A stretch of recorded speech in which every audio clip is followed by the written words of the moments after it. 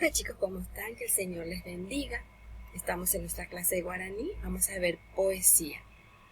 Nuestro texto es: todo el que quiera ser sabio debe empezar por obedecer a Dios.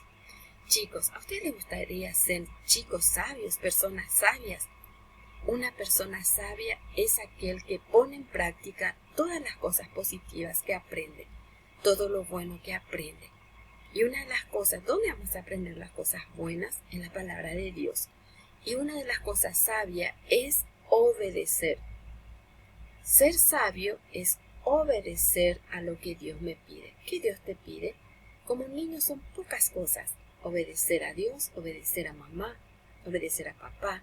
Ser un chico obediente. Y yo creo que una de las características que ustedes tienen es la obediencia, porque realmente sus hechos lo demuestran. Veo cómo ustedes son responsables con las tareas que se les da, y eso es ser sabio. Que el Señor te bendiga. Comenzamos con nuestra clase de hoy. Vamos a trabajar la página 100 y 101 de nuestro libro. Acá nosotros vamos a observar la imagen. Vamos a ver qué hay en estas imágenes.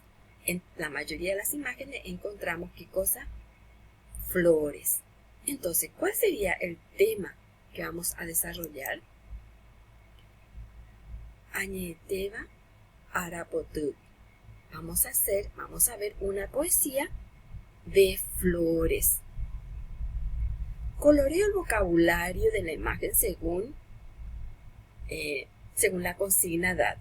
Acá vamos a ver Panambi punta, mariposa roja. Vamos a pintar de acuerdo a la consigna dada.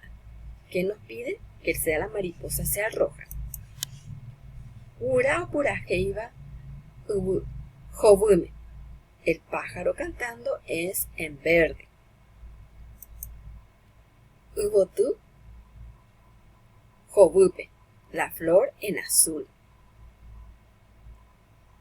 Guaraju sauyupe.